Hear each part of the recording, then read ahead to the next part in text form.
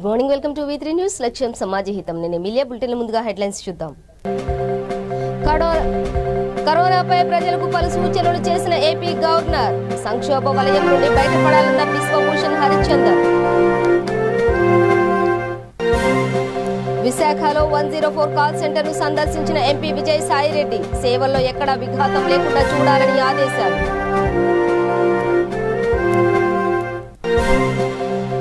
బడంగ్పేట్ వరదల్లో ఇల్లు కోల్పోయిన వారికి చెక్కులు అందజేత.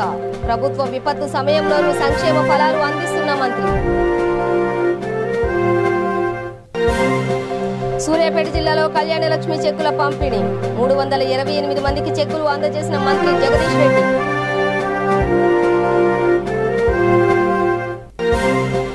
మంత్రి ఈటెలను సీఎం కేసీఆర్ బలి పశువులు చేస్తున్నారు. కాంగ్రెస్ పార్టీ అధికార ప్రతినిధి దాసోజు శ్రవణ్ కుమార్ ఆరోపణ.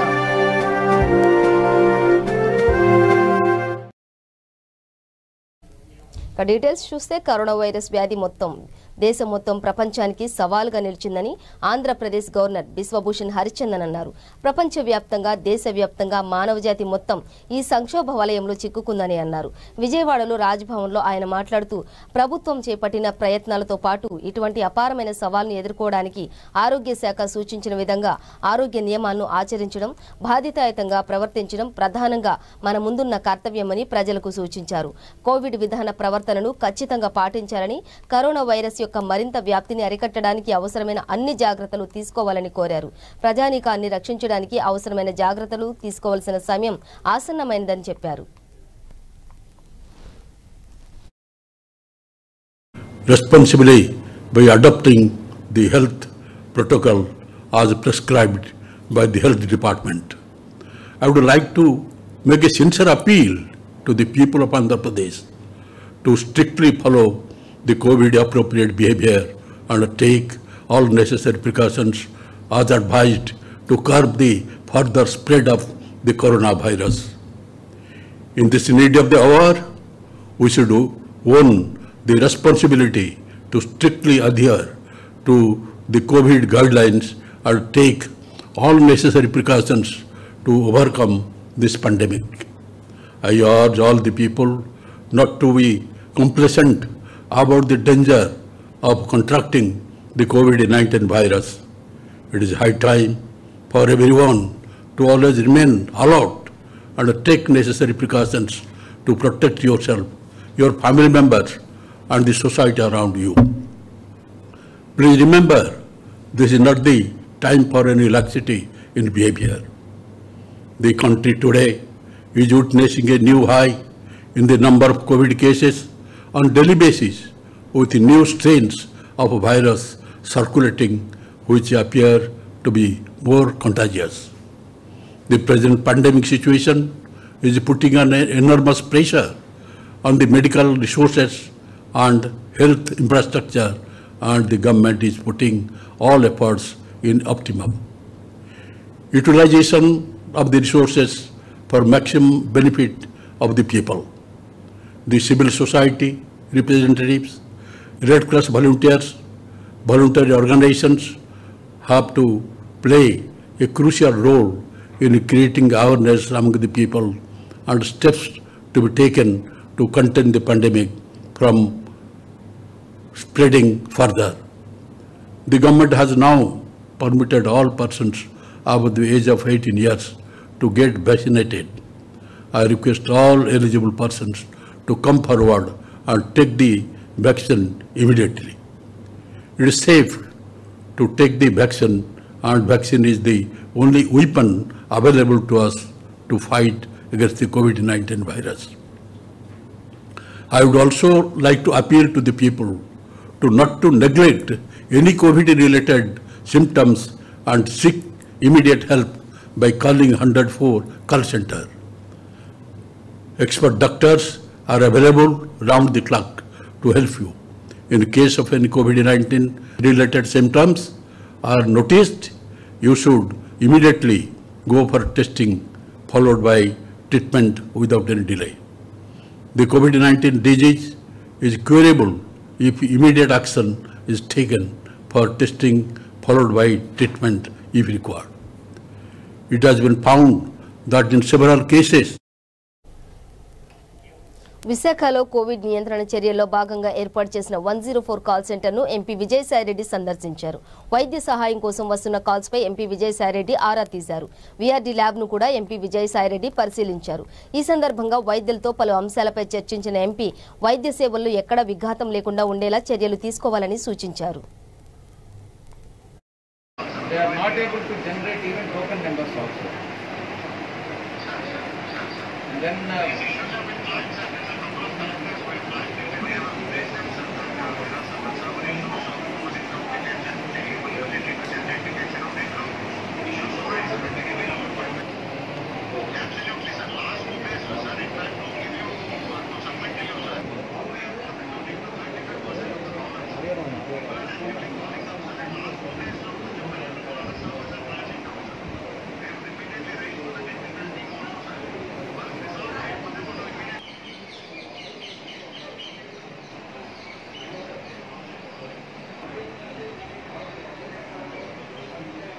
దగ్గర ఏంటండి అది ఏంటండి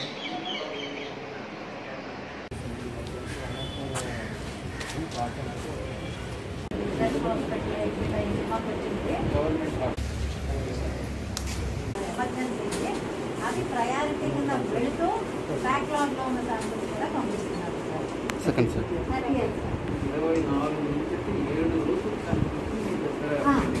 హాస్పిటల్ శాంపుల్స్ ఎమర్జెన్సీ అవి ఏ రోజు కాబట్టి క్లియర్ చేస్తున్నాం.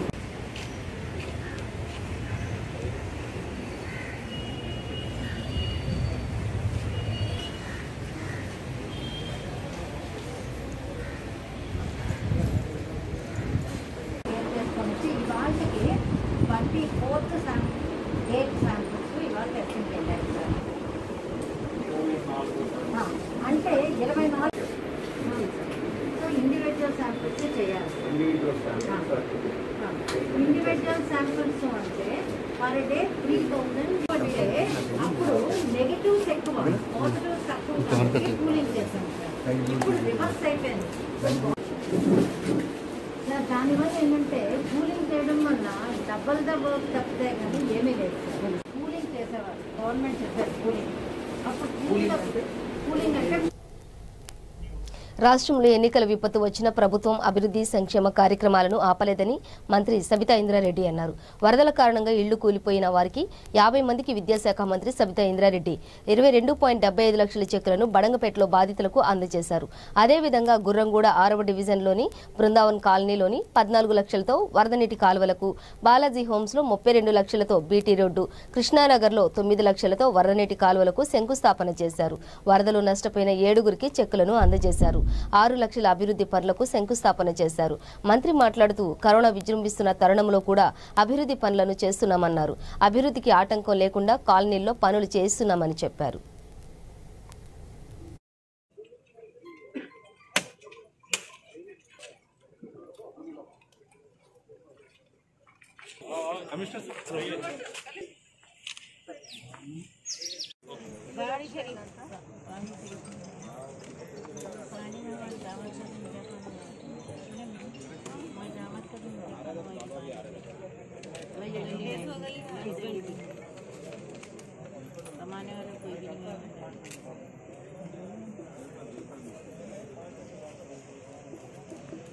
कोई बेटा ना कोई फॉर्म है साथ में दे कोई रोड पे जिंदगी गुजारी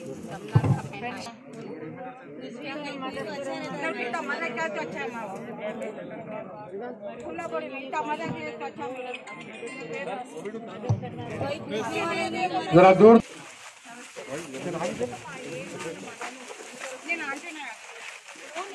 एक बार बोला कि कितना देर बोलते रहते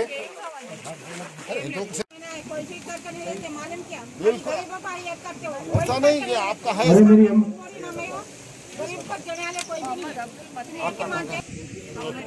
एक मिनट दो हाँ आप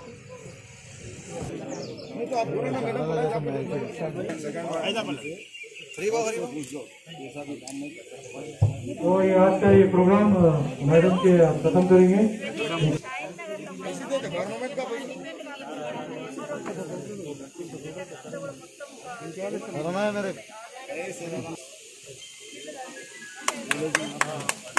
मेरे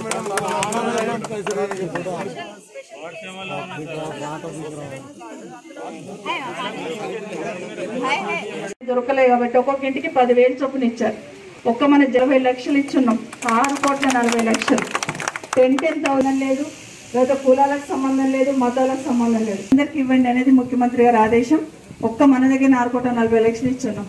ఆ సందర్భంలోనే కొంతమంది ఇబ్బంది పడ్డారు. వాళ్ళందరికీ కూడా ఇప్పుడు మన జల్పల్లి మున్సిపాలిటీలో 23 మందికి 95,000 చొప్పున ఒకరొకరికి 23 మందికి ఇస్తున్నాం ఈరోజు. అంటే మీ ఇంట్లో కూలిపోయిన ఎవరైతేనే వాళ్ళకి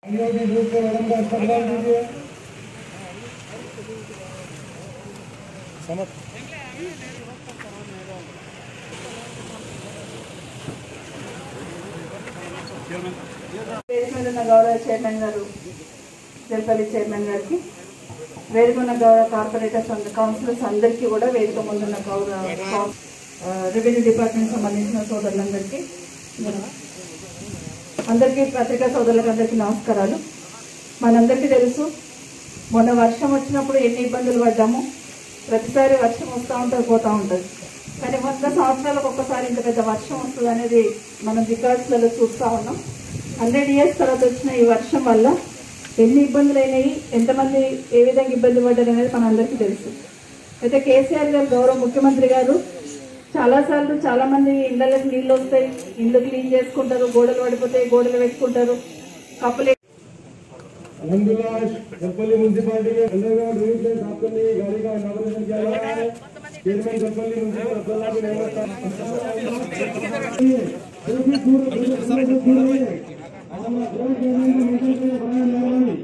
बहुत बुरा हालात है, इसको मद्देनजर रखेंगे।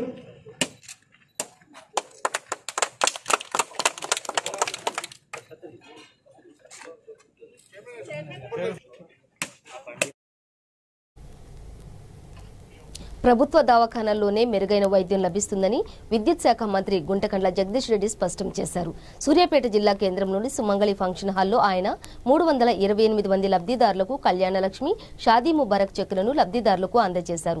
సీఎం కేసీఆర్ పాలనలో కార్పొరేట్ వైద్యాన్ని తలదన్నే రీతిలో ప్రభుత్వ దవాఖానాల్లో చికిత్స అందిస్తున్నారని ఆయన తేల్చి చెప్పారు. అనవసరంగా ప్రైవేట్ హాస్పిటల్స్ కు వెళ్లి లక్షల్లో నష్టపోవద్దని సూచించారు. ఈ కార్యక్రమంలో రాజ్యసభ సభ్యులు బడుగుల లింగయ్య యాదవ్, సూర్యాపేట మున్సిపల్ చైర్మన్ అన్నపూర్ణమ్మ తదితరులు పాల్గొన్నారు.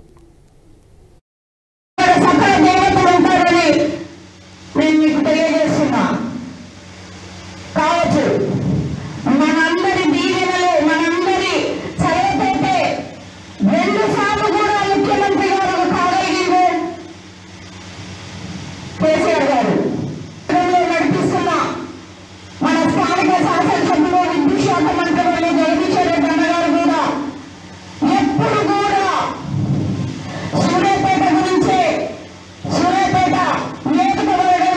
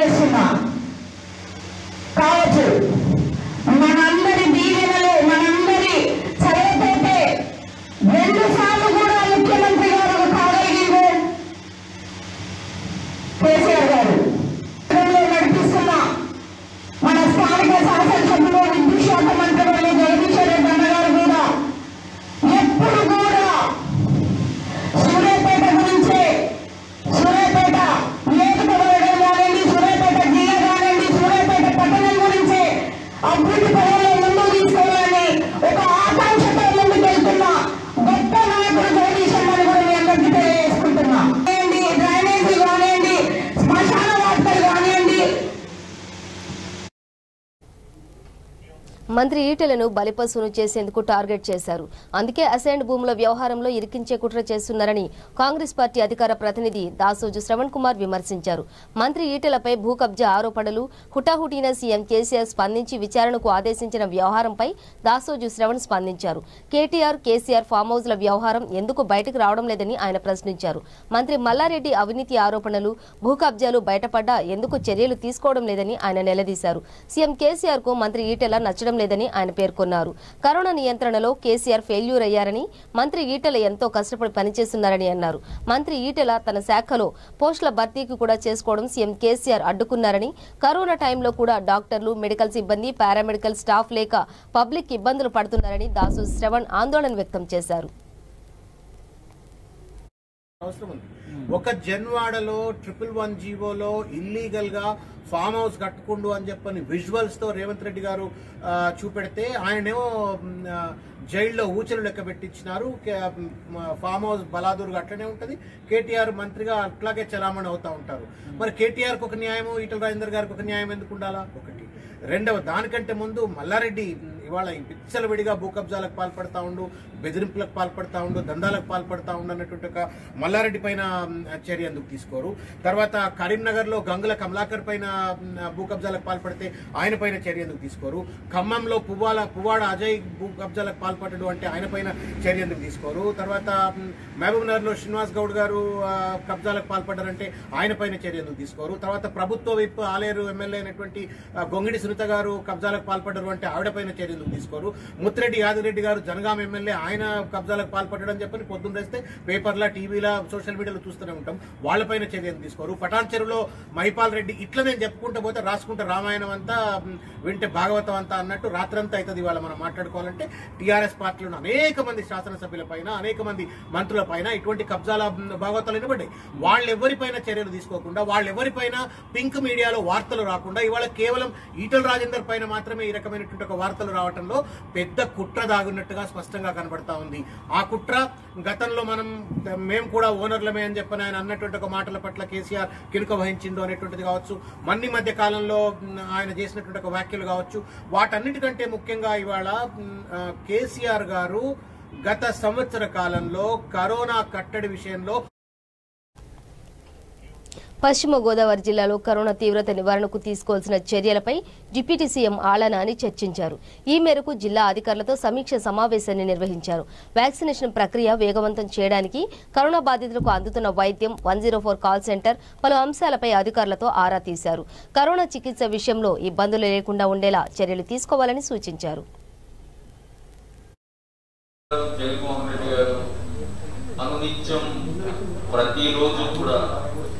సమీక్షలు చేస్తూ జిల్లా అధికారులకు, రాష్ట్ర అధికారులకు అందరికీ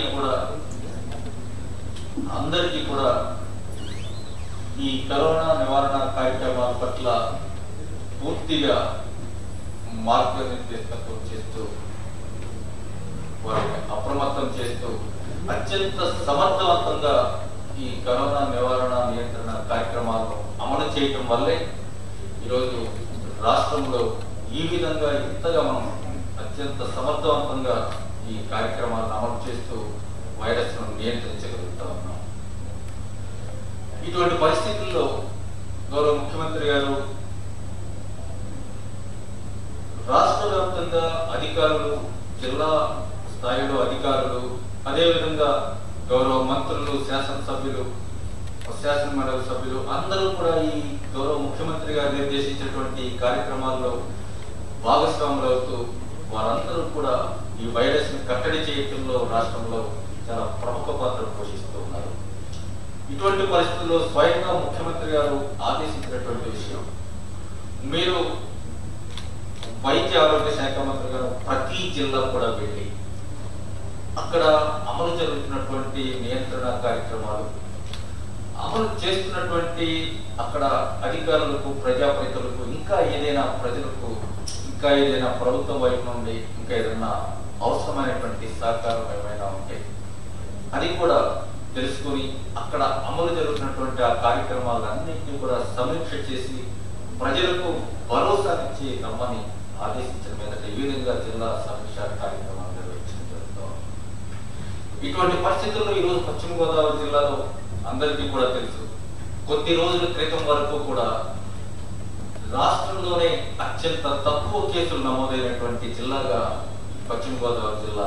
అధికారుల సమర్థమైనటువంటి పనితీరు, ఏదైతే రాష్ట్ర స్థాయిలో గౌరవ ముఖ్యమంత్రి జగన్మోహన్ రెడ్డి గారు నియంత్రణ కార్యక్రమాలను నిర్దేశిస్తూ ఉన్నారో ఆ కార్యక్రమాలను అత్యంత సమర్థవంతంగా ఈ జిల్లాలో అమలు చేసిన కారణంగానే ప్రతిరోజు కూడా వీడియో కాన్ఫరెన్స్ ద్వారా చేస్తున్నటువంటి సమీక్షల ద్వారా జిల్లా అధికారులతో సైతం ముఖ్యమంత్రి గారి స్వయంగా వీడియో కాన్ఫరెన్స్ లో మాట్లాడి ఆయన నిర్దేశించేటువంటి కార్యక్రమాలు, ఆయన చేసినటువంటి సూచనలు అన్ని కూడా సమర్థవంతంగా అమలు చేసిన కారణంగా ఈరోజు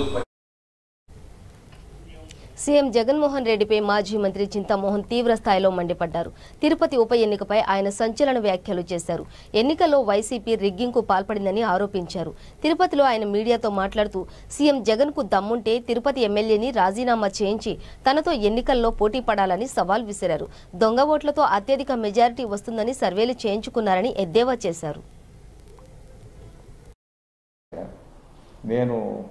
ఒకటి సూటిగా అడుగుతున్నా, సర్వేల విశ్వసనీయతను గురించి నేను ప్రశ్నిస్తున్నా. ఈ ఆరా సంస్థ ఎక్కడిది? సాక్షి సంస్థ ఆత్మసాక్షి సంస్థ ఎక్కడిది? ఆత్మసాక్షి ఏమన్నా పేపర్ సాక్షికి ఏమన్నా సంబంధం ఉందా? ఎలా ఈ మరి దాని విశ్వసనీయత, దాని వెనకాల ఎవరు, దీనికి కావాల్సినటువంటి ఆర్థిక వనరులు ఎవరు ఏర్పాటు చేశారు? మీరు తిరుపతిలో సర్వే చేశానంటున్నారు, ఎక్కడ చేశారు? మరి ఇది ఎగ్జిట్ పోల్ చేశారా లేకపోతే పోస్ట్ పోల్ చేశారా? మరి తిరుపతి నియోజకవర్గంలో దాదాపు 2500 బూతులు ఉన్నాయి. ఏ బూతుల్లో చేశారు? ఏ టైంలో చేశారు? మరి 1-to-1 చేశారు?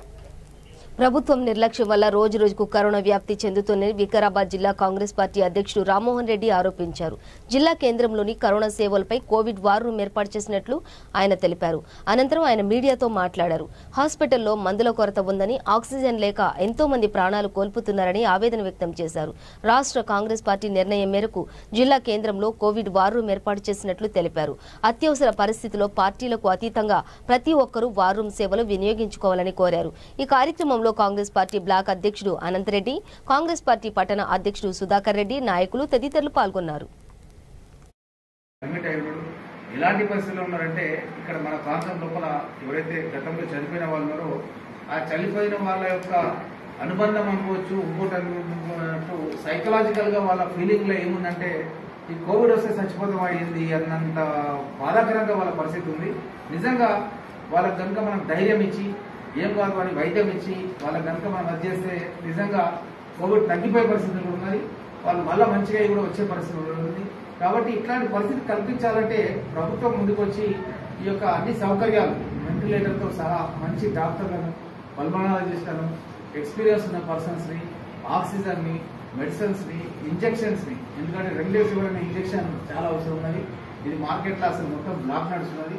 ఆ విలేకరి కూడా అడిగింది అదే, ఇంజెక్షన్స్ కావాలని. ఇంజెక్షన్ దొరకలేదు. కాబట్టి ప్రభుత్వం వెంటనే ఈ ఇంజెక్షన్స్ కూడా మార్కెట్ లోపల అందే విధంగా ఎవరికైతే కోవిడ్ ఆర్టీపీసీఆర్ లోపల పాజిటివ్ అని వచ్చిందో వాళ్ళందరూ కూడా మార్కెట్కి వెళ్ళి ఆ పాజిటివ్ సర్టిఫికేట్ అక్కడ డిపాజిట్ చేసేసి జిరాక్స్ వాళ్ళు తీసుకునేటట్టుగా ప్రభుత్వం ఏర్పాటు చేయాల్సిన బాధ్యత ఉందన్న విషయాన్ని తెలియజేస్తుంది. బులెటిన్ ముగించే ముందు హెడ్లైన్స్ మరోసారి.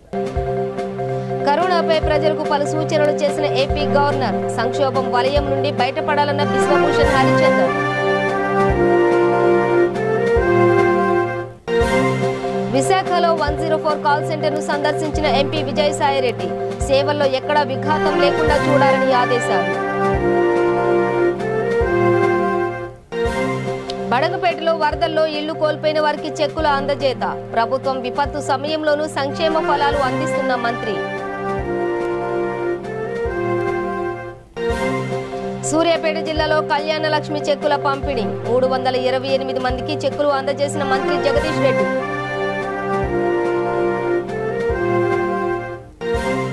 మంత్రి ఈటెలను సీఎం కేసీఆర్ బలిపశువును చేస్తున్నారు. కాంగ్రెస్ పార్టీ అధికార ప్రతినిధి దాసోజు శ్రవణ్ కుమార్ ఆరోపణ.